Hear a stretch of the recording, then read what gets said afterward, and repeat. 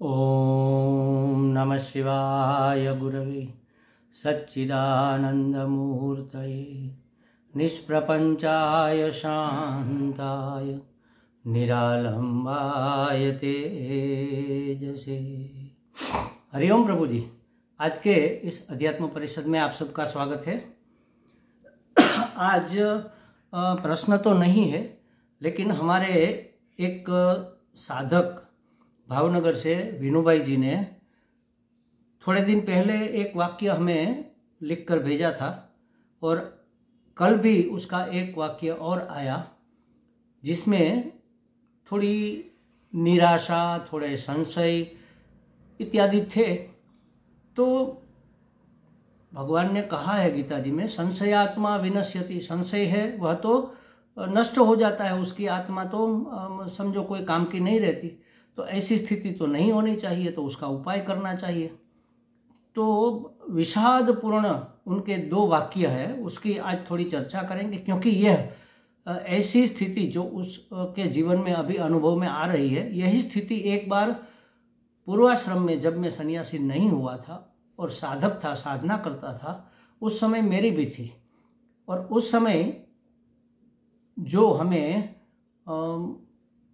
वेदांत पढ़ाती थी वो दीदी को हमने बताया कि ऐसा हो रहा है, मुझे कुछ अच्छा नहीं लग रहा, कहीं मन नहीं लग रहा, कुछ करने को जी नहीं चाह रहा, बस पड़े रहना भी अच्छा नहीं लगता और कहीं जाना भी अच्छा नहीं लगता। फिर ये क्या है? तो उन्होंने पूछा कि भाई ये तमस की स्थिति तो नहीं है। हमने सोचा कि शायद हो भी सकती है, नहीं भी हो सकती है, क्योंकि यह स्थिति तमस और सत्व के मध्य रेखा वाली स्थिति है। अगर नीचे गए तो आप तमस में चले जाओगे, आपका अधोगति हो जाएगी। अगर ऊपर गए तो ऊर्ध्वगति हो जाएगी, आप सत्व में चले जाओगे। और मैंने ऊर्ध्वगति को प्रेफर किया और देख लो आज रिजल्ट क्या है। तो उन्होंने जो लिखा था वो मैं पहले पढ़ता हूँ, फिर उसकी चर्चा करेंगे। उन्होंने लिखा है कि सच्चे शिक्षक तो संत ही होते हैं, मगर अब यहाँ उसके दिल की भड़ास निकल रही है। देखो, मगर यह समझ बहुत ही देर से आई जब जीवन थोड़ा ही रह गया है। अब क्या करें? देखो, ये निराशा की स्थिति है ना, विषाद की स्थिति है कि अब समझ आई कि संतों से हमें सच्ची शिक्षा प्राप्त हो सकती है, लेकिन अब तो जीवन बचा नहीं। कितना बचा है महाराज? हमारे इतिहास में, पुराणों में कई कथाएं आती है। एक खटवांग राजा की कथा आती है, शायद आपने भी सुनी होगी। बहुत पावरफुल राजा था, बहुत सात्विक भी था, और इतना पावरफुल था कि देव और दानव का जब युद्ध हुआ तो देवताओं का बल कम पड़ रहा था। तो उन्होंने खटवांग को बुलाया कि आप हमारी मदद के लिए आ जाओ। खटवांग गए और बड़े जोर से, बड़े वीर्य से, बड़े पराक्रम से युद्ध लड़े और जीत कर आए। तो देवताओं को जितवा दिया। देवता प्रसन्न हो गए। उन्होंने कहा कि मांगो खटवांग जी, आपको क्या चाहिए? तो थोड़ा सोचकर उसने कहा कि महाराज, आप हमें ये बताओ कि अब हमारा जीवन कितना बचा है। तो देवताओं ने कहा कि ये मत पूछो। नहीं नहीं महाराज, हमें तो यही जानना है।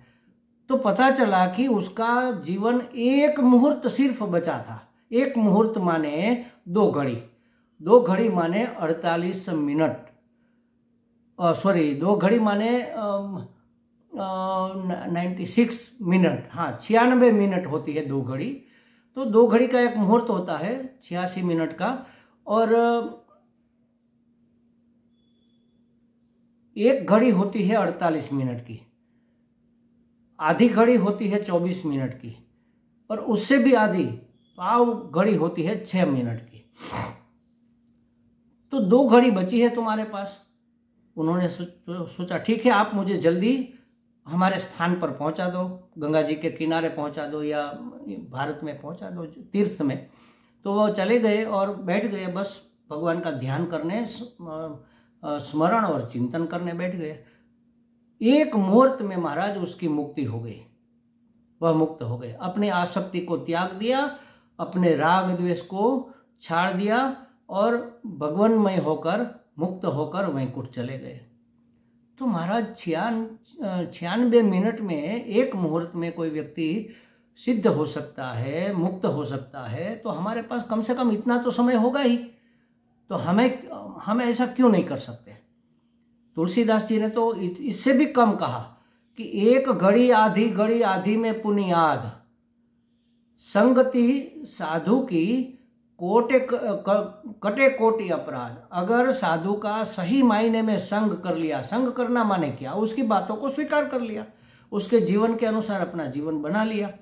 वह कहते हैं कि आसक्ति छोड़ दी, राग द्वेष छोड़ दिया, भगवानमय हो जाओ, हो गए, बस बात खत्म हो गई।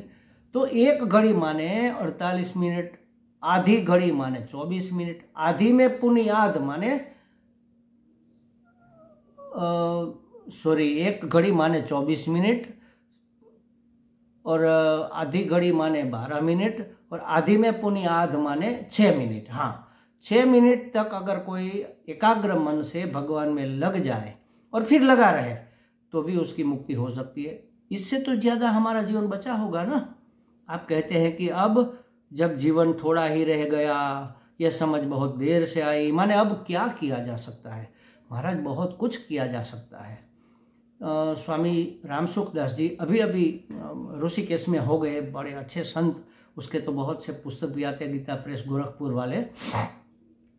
उन्होंने कहा है कि तुम जितना जानते हो बस उतना मानने लग जाओ, उतना ही अपने जीवन में उतार लो, तुम्हारा मोक्ष हो जाएगा, तुम्हारी मुक्ति हो जाएगी। ज्ञान तो हमारे पास भरा पड़ा है महाराज, कमी कहाँ पर है? कमी उसको अप्लाई करने में है। कौन नहीं जानता अहम ब्रह्मास्मि, मैं ब्रह्म हूँ? गुरुजी ने बता दिया, संतों ने बता दिया, शास्त्रों ने बता दिया, हमने जान भी लिया, लेकिन मन मानता नहीं। तो मन को मनवाना ये हमारे हाथ की बात है ना। जो समय हमारे पास बचा है उसमें भी अगर आप कहेंगे कि नहीं महाराज हम तो संसारी है, गृहस्थी है, आपकी तरह सन्यासी थोड़े ही है, हम कैसे अपना जीवन इसी में समर्पित कर दे? तो महाराज जितना समय मिले, जितना समय आपके पास हो उतना तो कर सकते हो, उतना भी नहीं करते हम। जैसे समझो कि आप स्कूटर लेकर कहीं जा रहे हो, अब क्या कर सकते हो? वहाँ पहुँचे तब तक आपके पास समय है, उस समय में आप और क्या कर सकते हो? कुछ नहीं कर सकते। तो राम राम करो ना, क्यों संसार के और संसार के विषयों का चिंतन करते हो? बस राम राम करते चलो। या तो हम भूतकाल में जीते हैं या तो हम भविष्य की चिंता करते हैं। वर्तमान में रहो, जितना समय मिले, 1 घंटा भी मिले, आधा घंटा भी मिले, 10 मिनट, 5 मिनट, 1 मिनट मिले, मन को स्थिर कर लो, बस भगवानमय हो जाओ। अपने हर एक कार्य में भगवान को इन्वॉल्व कर दो। मोर ईश्वरा, हमारे ये गुरु कहते थे कि हमारे जीवन में मैक्सिमम ईश्वर का प्रवेश हो जाना चाहिए। देखो आप, इतना आनंद, इतनी शांति, इतना संतोष आपको अनुभव में आएगा। आपको लगेगा कि अरे हम तो पागल थे, क्या कर रहे थे, ये इतना आसान रास्ता हमने क्यों नहीं अपनाया? क्योंकि हम मनोरंजन के लिए मरे जा रहे हैं। आपके पास तो समय है, पूरा समय है अभी, जितना रात को शाम को काम करके थक गए, चलो सो जाना है। अब उस समय क्या काम है? लाइट बंद कर दी, चादर खींच ली, सब सो गए, आप भी सो गए, आंखें बंद कर ली, अब क्या काम है? अभी नींद आने में थोड़ी देर तो होगी ना, 2-5 मिनट तो लगेंगे। कई बार तो किसी लोगों को तो घंटा लग जाता है इधर उधर करवटें बदलते हुए।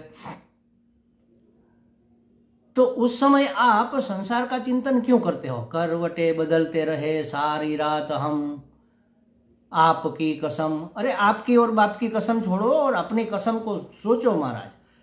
नारायण नारायण नारायण नारायण नारायण नारायण नारायण, राम राम राम राम राम राम राम राम राम राम। क्यों नहीं संस्मरण हम कर सकते? कलयुगे नाम आधारा, भगवान नाम का चिंतन करो, भगवान नाम का स्मरण करो, भगवान नाम का जाप करो। अगर ऐसा करते करते नींद आ गई तो सुबह में उठते भी सीधा अपना इष्ट देव ही याद आएगा। राम राम राम राम राम राम राम राम करते सो गए तो सुबह में उठकर राम राम ही याद आएगा। तो इतनी तो आपकी साधना हो गई, इतना तो आपका अंतःकरण शुद्ध हो गया। और जितनी अंतःकरण की शुद्धि उतनी हमें प्रसन्नता और शांति मिलेगी। महाराज हमें ऐसा जीवन नहीं चाहिए, हमें तो प्रसन्न जीवन चाहिए। और प्रसन्नता कैसे प्राप्त की जा सकती है? हमारे शास्त्रों ने भी बताया है। अब बहुत देर हो गई, ऐसा क्यों सोचते हो? देर आए दुरुस्त आए, दुरुस्त तो है अभी आप सोच तो सकते हैं, अभी आप चल फिर तो सकते हैं। चलो तब ये सोचो ना कि हम परमात्मा की परिक्रमा कर रहे हैं। जो भी आपको दिख जाए ये सोचो कि ये हमारे इष्ट देव इस रूप में हमारे सामने आ रहे हैं। गाय है तो सोचो कि हमारे भगवान गाय के रूप में खड़े हैं हमें दर्शन देने के लिए। जो भी परिस्थिति आती है हमारे कल्याण के लिए आती है महाराज। अर्जुन को विषाद हुआ और भगवान ने उसको उपदेश दिया तो क्या हो गया? अर्जुन विषाद योग हो गया। विषाद कहीं योग बन सकता है? हमारा विषाद तो नहीं बना कभी किसी का, लेकिन आपके हाथ में है अपने विषाद को योग बना लेना। तकलीफ क्या कहाँ होती है कि जब हमारे भी मामा चाचा गुरु मरने के लिए तैयार होते हैं, मर भी जाते हैं, हमें भी बहुत दुख होता है। बेटा मर जाता है, भाई मर जाता है, घरवाली मर जाती है, बहुत दुख होता है। अरे रे हम इसके बगैर हम क्या करेंगे? फिर हमें आश्वासन मिलता है संसार के लोगों की तरफ से, अरे ये तो इतना ही ऋणानुबंध था, जिसको आना है वो तो आएगा, जिसको जाना है वो जाएगा, इसको कौन रोक पाता है, कुदरत का यही नियम है। चलो भाई चलो, जीवन जीना थोड़ी छोड़ा जा सकता।